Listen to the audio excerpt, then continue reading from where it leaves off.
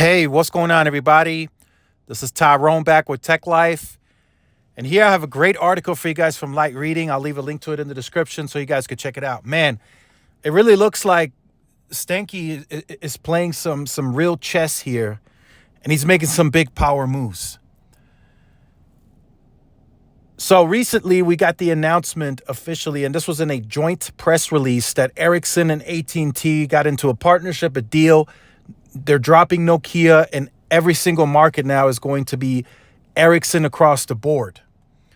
And that initial release was valued at about $14 billion, which seems, if you really think about the scale and size where Nokia is today in AT&T's network, that seems relatively low, because you're talking massive amounts of states where you're going to have to rip and replace thousands of cell sites. So I thought about it. I said, wait a minute, if Stanky got a sweetheart deal, the $14 billion sounds a bit high, right? Right? Just think about it. Sprint was bought by T-Mobile for $26 billion. So that's still a pretty high amount, right? But then looking at this article, right? AT&T single RAN move may cost Ericsson up to $10 billion. So it does look like Ericsson covered a lot of, had to eat a lot of cost here in this deal. So this puts AT&T ahead, right? If we add this $10 billion in the $14 billion, it gets them right around to the $24 billion mark, which is that's something that I was anticipating it to be, that around that cost, to rip and replace, entire Nokia markets. You're talking baseband, you're talking the panels on the site. That's going to cost a lot of money. So it sounds like to me that Ericsson is going to eat the cost of the rip and replace. That's what it really sounds like to me. So AT&T is really getting a sweetheart deal, a big time sweetheart deal.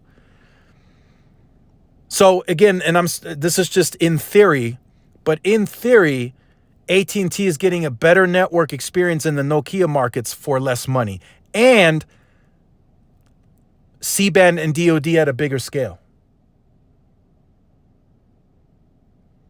Just think about it, right? If AT&T said in that press release that over the next 5 years, it would have cost them more capital to continue deploying as is, and now it's going to be cheaper.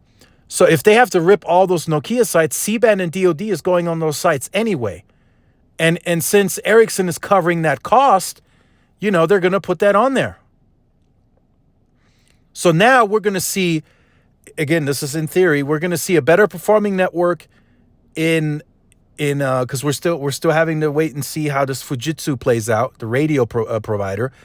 We should see a better performing network, and we should see C-band and DoD at a bigger scale, and it's going to cost AT&T less money.